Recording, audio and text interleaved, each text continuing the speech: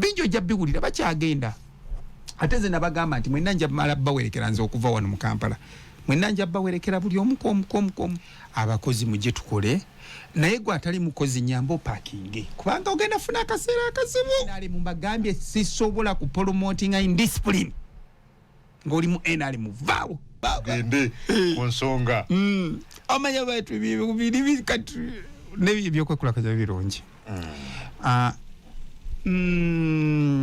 twafunya amawulire eggulo of course fenna owe tubadde tulina kye tumanyiko ali yaendedde naye nga bobimanyi osooka n'oleka abantu ne bakifuna mu ngeri yaabwe gye bakifunyemu kati fe abamu mune tetumanyi kukyamuka it is normal omanyi revolutionary takyanyuka fe byaffe biba nomu batuteeka birala you have to move on kakati president nga akozesa obuyinza bwe obumuweebwa naye olwaleero yasinzidde ne ku lipoota yeye nyini gye yasaba banoonyereze bamubulire ekituufu kubanga kitezibwe gwawo nawulirako omukulembeze omugawooza president aganye okuvaayo president tayikolera mu kukyamuka yes nabagamba dda enne leader alina mission nga leader ddala is really a leader takyamuka okay leader omutuufu ayita munki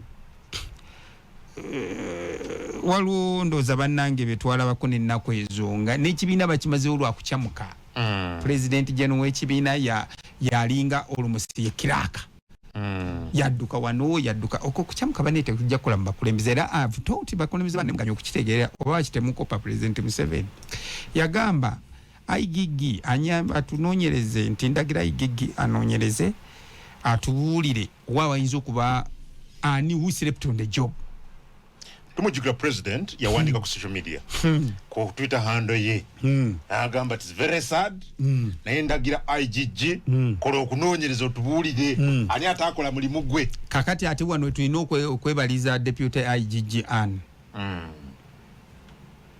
nti in a record time of maximum about 2 months deputy IGG ebadde out and actioned sikirabangako nakola okunoonyereza kwonna na concluding talale well na concluding era ina agamba nti nakomye wano kwane muli commentations badekira nakoma wano therefore bamba mulina kye mwagala mugende mu maaso kyobula president zete yabadekiria nti IGG did not look into the criminality kati nagamba CID do your job noza kati tutanso kwawula ebitongole bino buli kimu kino omuzanyo gwe kikolako ne muvuga ne mutukako wotuse omulala n'amaliriza oba naakole kiki therefore okusinziira ebyo byawedde president n'agamba fine Kwa report was clear who is we do what and nearly implicated where buli omu n'amuteeka ko ne case ye negligence of duty lack of gundi soko kugamba abakulu abasatu nti amu mukulembedde nnyo mu report banji gye bali by the way watch out with some other players era sagala muulire ate banange bingi bikyajja bwe mbabize mukakane bingi bikyajja we are cleaning the house kwenda danga wano ndi kumuzenda nga banange ali bitatambula bulungi obyogera wano abamu ne bakunyigira nzijukira seda ye mbere no service delivery abadde ngo ate uwereza muganye wano kumpewo nenga bigwe minister gwayogera bitoka nti kitufu wali bitatambula bulungi ate banayo manyo ojja n'okwata ekintu naye n'okwata ekintu nga kivundu ng'okyetikka naye ng'owulira kikola ki kiganye so kye tubaddemu service delivery service naye nga bw'otano era IGG reporter yeyo nabwe inegwa obulungi mpuliddeyo n'abadde agisaba kati gosaba otya reporter nga nawe oli mu kukola reporter ya council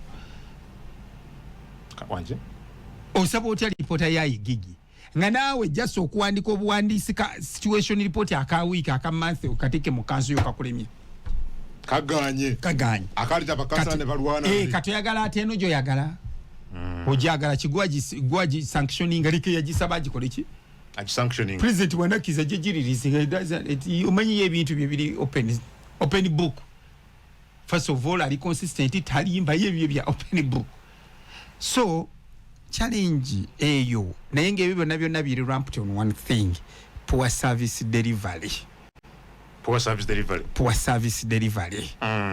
Kubanga kakati senga twalina ne clear plan ne strategy mwe tulina amakubo ne tutema amakubo mwe tulina okuyita okukola service delivery ennungi, singa ebintu ebimu tebitawaana. Okimanyi bulungi tubadde nga wano ne tulwanagana, simanyira kumanya oba programs zaffe abantu abamu bazijjukira. Wande nja kubula was playing obalage nti wano yali ayogera ku kino, wano yali ayogera. Okimanyi abantu be baatuvuma nga tutandika enguudo, kati ndaba buli omu yadda Uganda kati buli omu akubanduulu lwaki lwa nguudo. Naye ng'enguudo ezo twalina okuivokinga the law ne tugamba kati as ministers we've said Lero tusazeewo kubanga buli kimu kikubwa. Nengamba tukuba NRM oba tukuba nemanya kati wano NRM gye bakuba kubanga mu Kampala ekintu ekiwanguza NRM service delivery ebira teri kirala. Ate service delivery Kampala eri cheaper than ewaffe Nakaseke. Ewaffe Nakaseke bitubunaabuna nnyo. Wano baagala nguudo buli omu atambula abayaaye beekolera ebyabwe nga tebalina kibakola kibatawanya. Baagala myala kugitereza, baagala ebirala yola kasasiro period. Ebisigadde baleke, tojja kulaba muyaya akutawanya kubanga bo bamanyi okwenoonyeza akawogo bakasente. Kakati ekyo byotosanga nnyo mu rural areas. So kakati embeera eyo yereese obuzibu buno. Kati ate gundi eri nti abakulembeze tebafuddeeyo, kati ate abakozi nagwo ne gwongera okubeera omugunda gw'ennaku yaffe. Kuba abakozi ba KCCA era tusaba nnyo kati in fact twagambye omanyisa agakozesa kigambo acting, the holders of office. Kubanga acting okikoza nti omuntu yagenzeko mu interdiction yagenze ne fired, kitegeeza the office is vacant. Kati ono omukuumi wa office twamusabye ekintu kyabasookerako kwe kukoka attitude y'abakozi. Those who think nti bajja mu KCCA kukula kutwala musaala must be fired. Kubanga kati naye alina okwokya. Omanyi never akungu tebakuwanga omulimu myezi 3 notubako kyokyusa studio wakiri disorganizing ogerekawo bagambo muyaye kubawa n'oluggi. Eyo yemu principle gye twaga no tulina okuli kitu mu Kampala teyakambuwadde bwevita nakambuwala. Ekyo kitali kituuza. Kikyali kituuza because the president ali so painful. Ekimuluma omutima gwe gumuluma, is in pain okulaba abantu nga bafu okufa okwekyeyo nenere. Never joke with Mr. Museveni omuntu ofa ebintu ebyekisirusiru ebyo. You must answer. Kubanga ne barua yatujjukiza nti mu 2005 kyekyaliwo. Did you advise people? Katulabo bosikire ebibamba. We may say okay $30 aliwo 2.5 yajja 15 years later, but the question is gobo wajja, what did you do? Kogo wajja kiri mu vaji wacha abantu basinga paka ku nga woli olaba. Yes, honorable obaddo kyatugamba ko kakati ekyo kyemuyita ekyaguddewo ekyakoze president okuva mu mbeera n'atabuka n'afuumuula. That was extreme, honorable. Kibadde a combination of so many things. Jukira president is a very patient man. Kakati mu bugumiikiriza bwe yatuse ku point nagamba ekimala kikola kimala. So kati ebyo nabi biguddewo biki, of course katulina kwetereza nga ffe abaliwo babasigaddewo okwo tulabe nti tutereza ensonga. Ate waliwo n'omukulu omwe yagamba ekigambo nti bannaye obeera mu bifo bino entebe bw'oziwube nnyo wegendereze enkya tolinnya nnyo ku bantu. Entale ezitasimanye ezitakomye ezo mbi nnyo. Make everything calm, let life continue. Enkya tuliwo, so life must go on. Naye kola kyolina okukola ki nkugambye ne bwe naaba amazi nti awantu nze namalawo emyezi 3 mujja kuwulira kyofa kyali period kasita kibeera nga ndi mu right channel nja kikola ndekewo omukululo ngende so kakati ebyo ebyokuumuza abo abakulu byabadde mu nsonga ezo nezivaayo ne bagamba abayi mugira muwumulako dde ntulabe ekirala kitaasa ki mu Kampala kitaasa ebintu bingi of course ekisooka image ekyokubiri omulanga gy'abantu najyo gisetolinga of course kyonna ndoza bigenderamu ne image ekyokusatu buli lwo bw'osuulayo gwannagamba you neglect your duties kitegeeza there is a problem of service now those who must have the services tebazifuna because the one who to provide the service is not doing it kakati giramu nkokyusa mulabe whether you will get a better one. Okay. By the attempt ya kukyusa, they will change ministers until we shall have a super one. Asingako. Hey, kati the my mark has been done. Omukulu ogulesewo. Tuze tukaya nyewe is foot off. By the mutwe credit. Twasanga projects bidding azuna zebasi. We pushed aja naga please collaborate duka wano gwe muto yangu akwano. And now we up and running go to Agazaji. GKMA yo kaida se name era bwe twagironchinga luli nagamba basi yuleka ogwange guwedde edi brio nange isiranye kati tugamba it's okay the other things byabwe kakati betunabuga tugira unga mpola sanga ushall get lero akibano boka honorable anti kugambye banji bakyaliyo era tubuza lwaki banji era senga nkubulira nti ono ali ku mugundi nono abantu abayiza n'okwetuga ko waliwo n'abalwadde nga balabye ono kandi bagamba ate kati olwadde ate nga bajja woti baama nafa banji bakyaliyo and men are going. How about the argument sente zebafuna tezimala kuddukanya mirimu kibuga? That's a argument sagana jiwulirako ogwo wali olabyeko sente mala normally sente zimala nina ne departments ezimu mu Uganda zibadde 2 trillion nezo zibakola ki yunula almost badde twalanga trillion 2 nera nya nezo zibamala and up to now tuli mu debts babanje over ndoza 600 billion kadendwa choboba gobye nga sente zimala no tebalina tabula sente butakozesa kitono kye tukuwadde fe Bible tuli basomyi ba Bible bali Bible etugamba bonobe mwesigwa mu katono nebinene bajja bikwachi kakati show me the little by the nze muntu atena theory gamba sente temala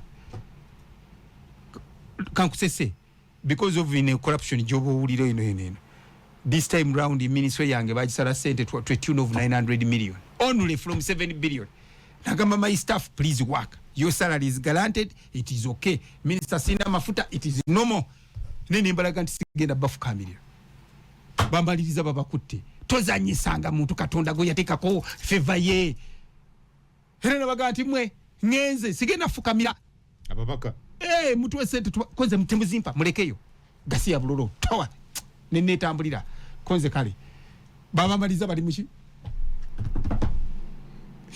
towa katonda kwange bintu bimu you have to kateba olwalero sente zikumala nasanga kesi sebajwa 649 billion izo sente zali singo kubere nyingi ku mulembe 649 ku mulembe gwa Jennifer 649 yes kati bado afuna meka 836 billion kati ani yali afune nyingi ku ntondo. Is that true honorable? Yes ngaba gamba nti ono kandi check the budget nje jikuletira ono abada afuna ntono kuzo kuna hiyo kakati after covid we twasalika mu 490 even then the difference netu shooting a 540 the difference netu dayo 604 kati gulugwe mwako gosa what's your problem 800 yes 36 billion buumbi kati ngambo tetusezo kumala president wakati yali singini ya luyimba nina mtu alidamu anti kakati wanogo of course bonna anti buli omu yabadde ne issue kakati ku issue ya kidezi issue ya kidezi ono ye engineer ekigundi kyambuse 40 meters gwe engineer okolaki ngokimanyi nti the higher you go with this gundi eri unstable kisobola okugwa sawa ino. Why couldn't you advise? Simple. Ate doctor ate ye bunaku go rubber ate you are in charge of 4 billion per year. What are you using the 4 billion? Ogamba ogula mala mwali watulaga maso gomuganda gali muki 4.1 billion. So it is unfortunate. Those are my good friends by the all of them. Atoli ye we wafe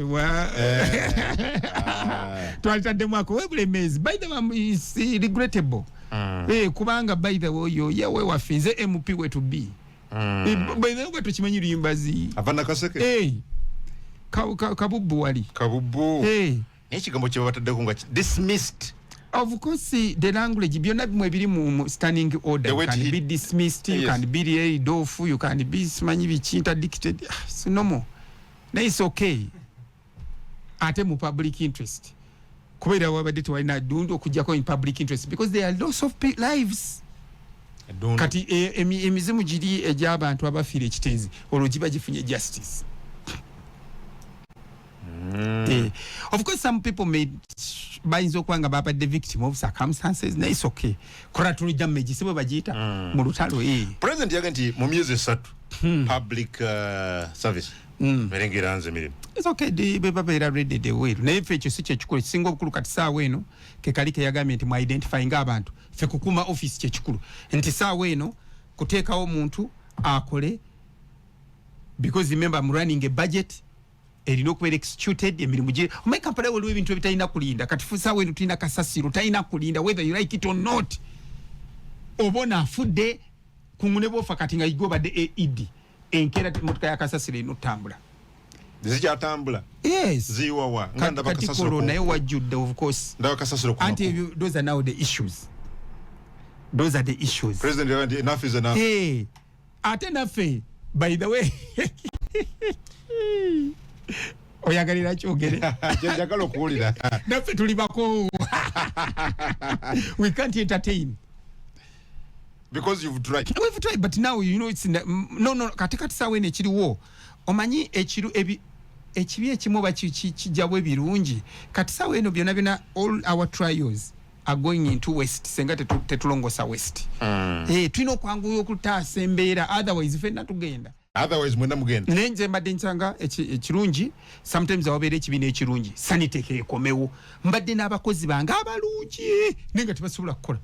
I have some good people senga sigira kumpewo nekugamba ono omukyala ono omwami but these guys nga babeera mu maziga era leero tubagambye please your tears have been wiped temuddamu kukaaba kakati twagala mukole because these are by the KCCA yogiraba but director ba KCCA be batu abasinga okola ki obulungi mu kitongole kupi mu Uganda. Director nkugambye I have buli director golaba aina PhD. First of all, I have highly educated people who have gone through different areas. Abamu babadde ba CEO of this place, this is ngatolaba records zaabwe but transforming ekintu kati saawa eno bonna tubadde tubaziise because of the working culture. Katika tuwa opportunity government where central government where twala Kampala abantu balowooza would see difference. Of course the difference has been there. Go to Jiraba. How then you limuzibe? The difference is there 100%. Nairo akubanti difference ejira wantu ekintu nga kinene. Omanyika nkubuleye ekizambo. Bokera kumacha n'ogamba nti njagala omwana bwagamba nti ngenda kusitula akamyu. N'omulala n'agamba nti ngenda kusitula embuzi. Omulala n'agamba nti ngenda situla endiga. Manye ente. Ng'abaana bano bonna ba myaka nga 15. Omwana asitudde ente ndowooza abaatulaga nti abadde ne difference y'amaanyi. Am I lying? No. Naye omwana asitudde akamyu. It is okay. Average. Ate nasitudde embuzi tuga wayi mwana kana k'emyaka 15. So difference ebaddewo ne challenge ebaddewo nti ffenna tubadde tutakula guyovu. Kati oguyovu guno nti bwe gwajja n'agazibu gaago kuba tuledde tulina oguyovu agulina abakulembeze abatamanyira kye baagala bali mu nsi yaabwe. Tulina oguyovu ogulina abakulembeze abamanyi nti omulimu gwange gwe guno naye n'agamba bwe ngukola nja kuba mpadde credit mukama wange. Kitegeeza gutte balinga bana abasajja be bawa talents mu Bible sente kale ziyite sente omu ne bamuweemu omulala ne bamuwa 10 omulala oba ne bamuwa 4 oba 5 kale katugeze bwe tutyo. Kakati abantu bano bwe batuuka okukola oli gwe baawa emu n'agiziika ng'agamba kungu mukama wange mumanyi si mwangu atoba olaba alya n'ebitali bibye naye ate kuzine kantereke sente za kungu alizikola ki alizisanga. Okay. Kakati obusiru bwe yafuna omulala n'agamba wayi kanzisuubuzeemu nzikyange kyange waanaddira ng'era mpezezza amaki amagoba. Kakati omulala naye n'akola bw'atyo kyekyaddako abasajja ne bagenda nannyinimu n'akola ki n'akomawo. Bw'atuuka bonna ne bajja bamwanjulire ebivudde bye bajja mu tisebo wandekera ebintu naye bye wandekera bibino ow'ekkumi n'agamba nze mukama wange najja mu 2 oli n'agamba nze najja mu 5 era wampa 5 kati nina 10. Ono omusirusiru yali andye ye n'agamba nze nakutya n'embitereka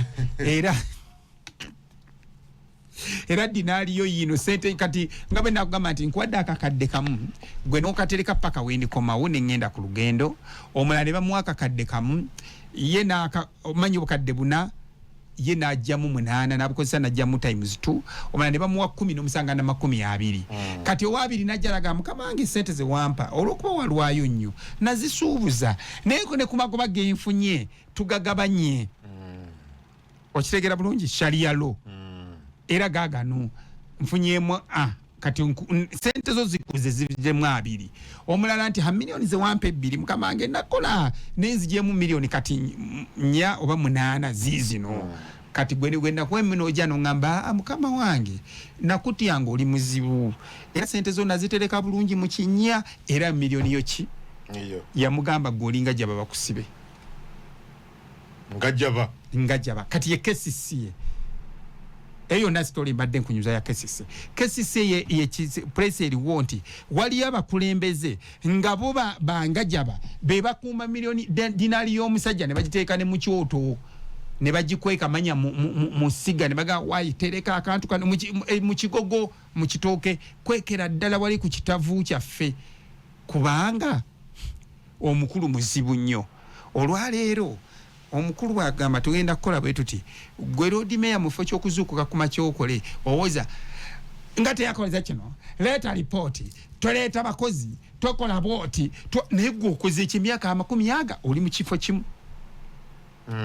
Oyo muzeeyi atukolera simanyi eyo president alekera uno tu head huntingira nze nakula simanyira muntu gwe bayita kyofa tugabye nga tampulirangako kati olina kumpulira ove ekalungo gy'owulira ebye nakaseke era tolina kumpulira kubanga omuntu omulungi taleekaana ekintu precious metal ebeera wala gold bamujja bamulondalonda wansi mu ttaka definitely naye nga beiki ya waggulu. Kakati engajaba ebisasiro tubisanga buli wamu londo we chofula bwe yagala binja njogenda wali ya nolonda bimasenge gundi noteeka wali ne bakuba kati tujja kulonda ngebyungo enfuufu ku kubo kati omuntu nodda ku press conference nobuza kyofa aliddawa kati kesi sente erimu abakulembeze babawoza kuma dinali y'omusajja ate erimu abagamba bambi tukubaganyemuko awo webali kakati bwojja mu kesise olina okuyiga okukolagana neye eyo leve eyo bwotogizanya bulungi enjovu ekolemu okusindika okuvaawo ate Kisaka abadde nga alina akantu kagamba nti the elephant in the house. Where is that elephant?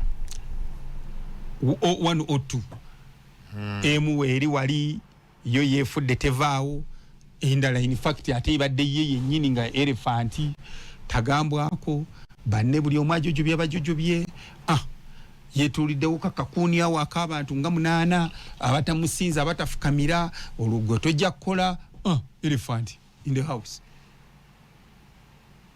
yagenza anti kati bw'oba otta enjovu waliwo ebijja okutuirawo bingi awo emiti be baluyimbazi nabo ne bakola ki ne balugenderamu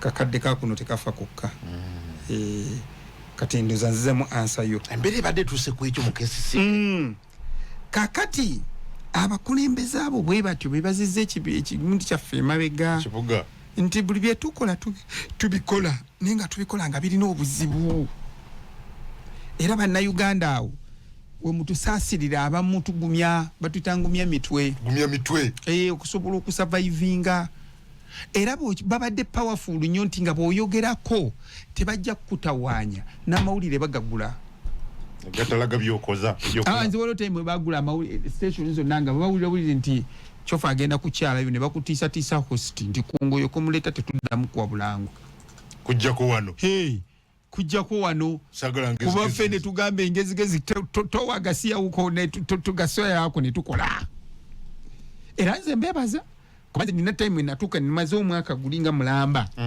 nga buli station gye ŋŋendako yasasuddwa ng'omukulu agayinza n'okugamba minisita ensonga zino bambika nenkwegaidde zoogereko tezoogerako nnyo bajja kungoba kalimu koze balina amaanyi these people is becoming powerful naye munewunya radio fo yo nga terina lugezigezi nga ekudimandinga n'okutula tetukulaba tonnatuuka which was very strange eyo ye power ebaddawo kati ekyo kitegeeza bonna ba misusinga sente ya muwi wa muki yamusolo kakati bumala okwonona sente bwotyo the question will be kusubidde abantu bakubaliko ki kivulaba leero sinenya of course sachanyuse nnyo nga nze omuntu naye ate nanyigidde nnyo ndabye abavubuka bonna bali ku bikundi okoba kuba ngoma bano abakyala abeera simanyi bawoza banne tuwonye abamu bakaaba balinga abafiiriddwa koba ekiki nti atuwonye olumbe lw'ekirago that was very bad also waliwo abajeyo n'embuuso babikubye ojja kubira buko ndabye ne ku zi twitters nga byonna biryoko bantu bakuba enduulu agenza tumuwonye dadadada kubanga omukazi amaze emyezi 4 tomusasula naye alina abaana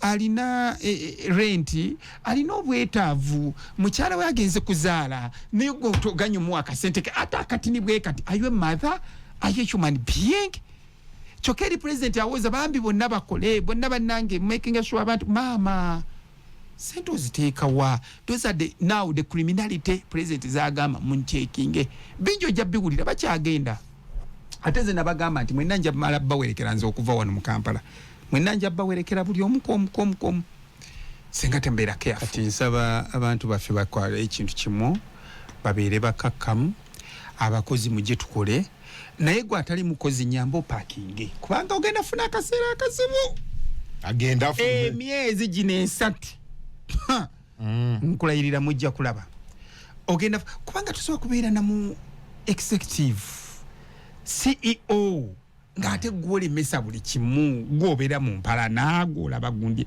omanyi bw'obeera omukulembeze Adam you work through others that's what managers do nego nodira omukozi golaba nti nkugambye abasajja benina bakozi naye abamu nga babadde ngaalinga ng'obuvwanga bugira bwe buti emikira kati atayagala kukola kuba simanyi abaana abalungi abali ne mu division abakozi abalungi ate of course manyi n'ababi kati atayagala kukola akaseera kagenda mutuukira kabi era I'm going to address them next week on Tuesday bagaye bannange kati obudde bwakola whoever feels like tosobola kukola naffe parking you are addressing the staff on Tuesday yes kubanga mbadde njagala ku addressing nga nfunye acting atayagala kukola kwate ikuba okole ki so acting tumufuna ddi ate oloza tusukka enkya tunaba tumutegedde enkya bulungi nnyo njabba weereza breaking news ntemyako ate yodabaga kyali breaking kati atayagala kukola ontemezaako eno atayagala kukola ngoyo atukola ki ng'atuviira tutambula n'abaagala kukola kubanga nze kyenalabye mu KCCA tulina abantu who are willing to work with us and change then ne tubamu n'abantu abali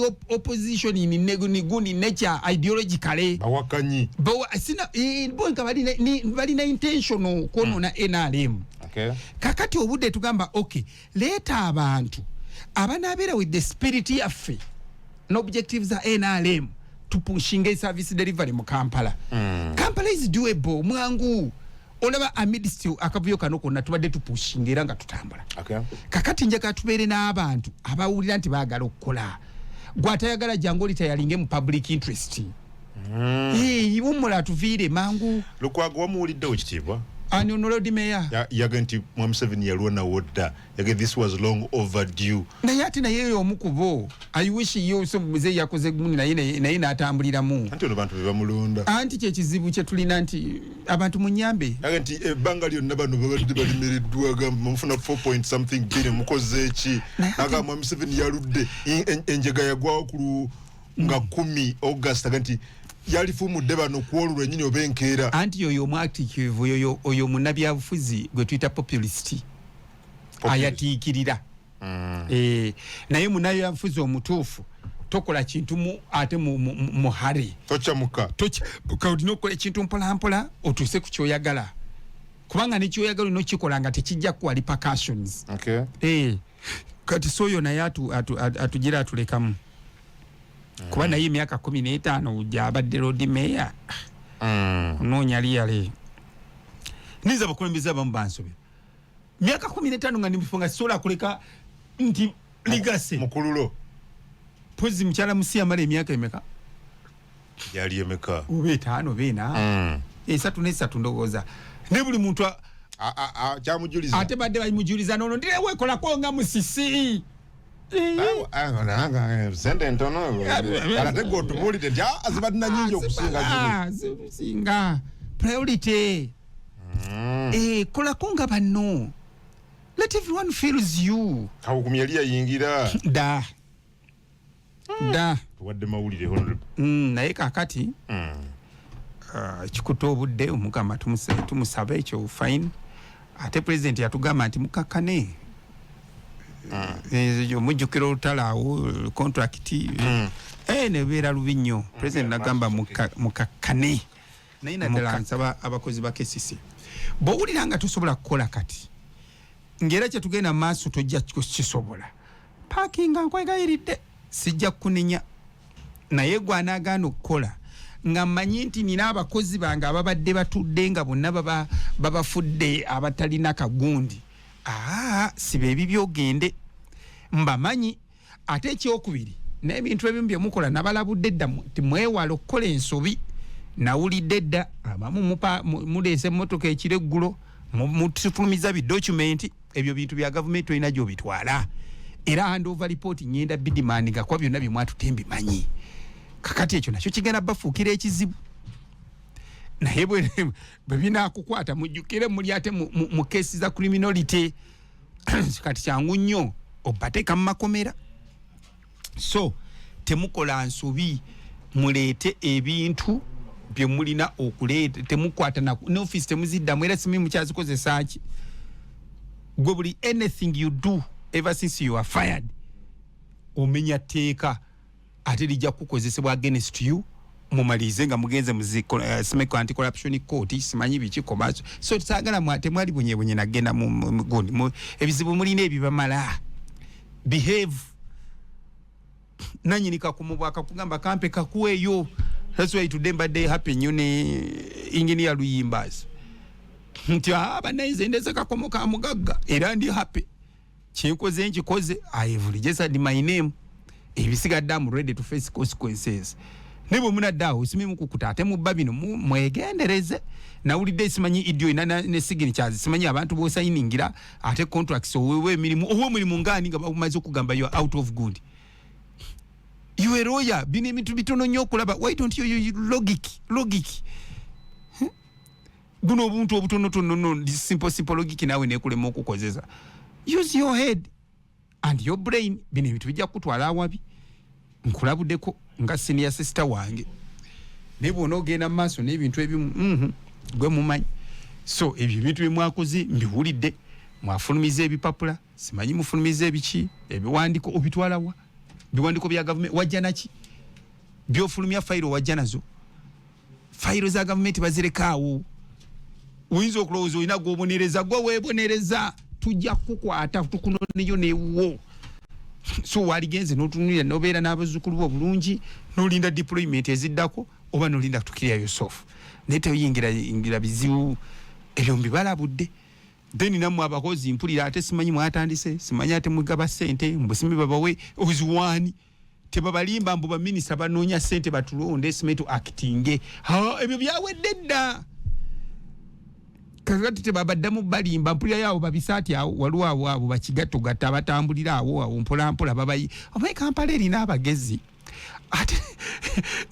ate nga abagezigezi nga bakolera ku bagezi kati ate abagezi munsobedde abagezigezi bajja ne babazanyira ku myotwe muli mu doyi mubadde ki so sit down mukakane mwena temusobola kufuuka ba idi oyo ye twamulonze dda kakati ekyo mu kikejenti eyo chapter closed kati kimba mukola mutandika okukola mirimu gyammwe sagala kuddamu kulira zirobingi simanyo na lobinga bino lopinga ki kasitola abo omuntu nga alobinga gwe mu B why do you lobby for something what nze sirobinga nga kuba minister olobinga ki gwereka the eagle eye is seeing you oli mukama afe general eagle eye aba yakulabye edda nti oyo sportinga buli omu yensonga kifena ya sporting and that's why we are where we are fetukoze bubi tuli babinyo so please sagala mweyogere gonga atwala gundi lino simanyi libaite elimbe je libi keep quiet nze bayibe wange temujja nti nze mumanyi ndi no nonsense I don't want that nonsense temujja wange mbu mundu obinga simanyi mutwale ligasiyo sagala kuwuliriza nze sagala gwe kola mirimu gyo omalirize and life goes on so ekirungi ndowooza tukakkane ndowooza tujja kutambula naye Kampala agenda kutambula pozi kati njagala kwogerako katono ku byakasasiro kubanga kati mumanyi obuzibu tukyalina n'ekiteezi takola ate ayibwawa mukono nawo watono waggalawo kwega tukyali mu buzibu tubadde tunoonya ebifo by'ettaka ebyo nabyo byayingiddemu enguzi tiyale Katonda wange what is not happening kiki yayingiddemu enguzi bitya honorable ate mumpe sente nze muyiseewo sente muzongereko nedda ezo ntono oli agamba milioni 10 nedda teekako 15 teekako 2 really so mbadde nsuubira nti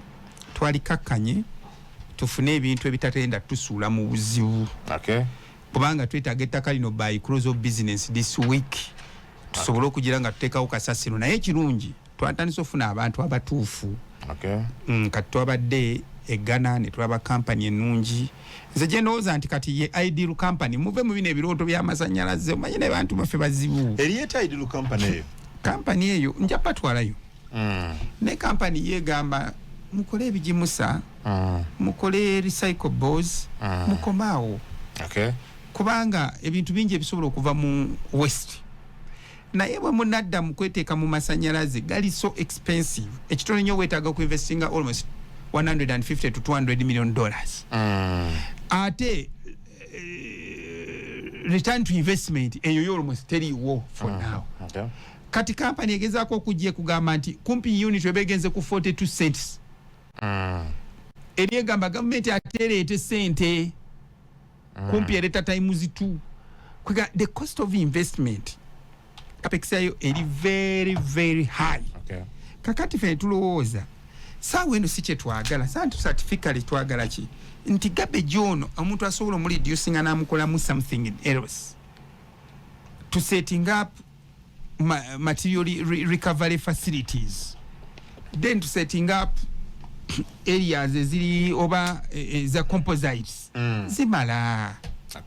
zimala then tuwa abaana baffe emirimu naye lwakuba nti nakyo kireetamu element ti gavumenti erina okuteekayo akasente somehow era akasente ako bakajja nti tuuza bannayuganda bagambe nti buli unit gyoya airtime gyonookuba tuweeko 0.1 cents kale katugambe nti unit ekola ya siringi 4 just tuweeke 3 oba 5 kimala kubanga Ghana bo batwata 10 pesos nga ziri equivalent ku siringi nga 23.4 Uganda shillings nga 23 abiri mu 3 nayo mwaka gumu ba collectinga bilioni 10 roughly 10 okay last year kati ezo zibakwata ne bayambisa abaki companies zino kakati goboleta kasasiro tosasula wabula osasula eri omwana bana abamuleta ate ne kiteeta na kigenda kuleta abantu abakufuna emirimu bantu bangi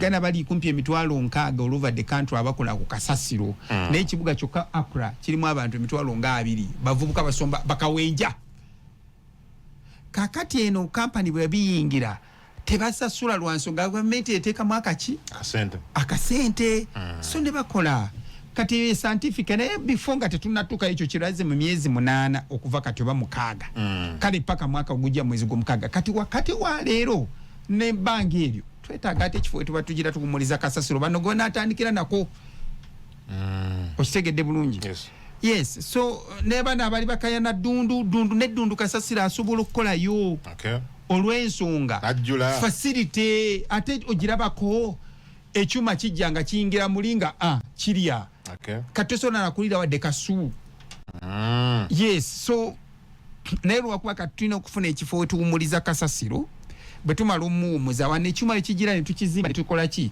awo kitandika okukola yo kiteezi tulina omukola kibayita decommissioning tumugalewo kiba kisoboka tugane ne SFC gende tuzimbirewo ekibugwe okay fence tujigale okay kubanga sentiment eziri awo tosobola ate kuziddamu nti ate mulete kasasiro mulete bweki nga bobimanyi bannange nga wafiri omuntu wo abalala tebannalabika abalala balabika it brings a lot of sentiments all right so kakati mkwano ekyo kyekiriwo kasasiro naye mutuweemu ko kawiki kano kasita mukama tufune ettaka pa temujja kuddamu nakula kasasiro akuloginga mu Kampala awamu n'abasuubuzi abaagala okukolera awo ku mwala era nga ngamba omanyi ba NRM mbagambye sisobola ku promoting indiscipline ngoli mu NRM vaawo watina mpisa it's okay tombulira gubagamba NRM is not a party for indiscipline but tafe tebali wangudde lutalo they were highly disciplined fellows okay yes uga kituli wana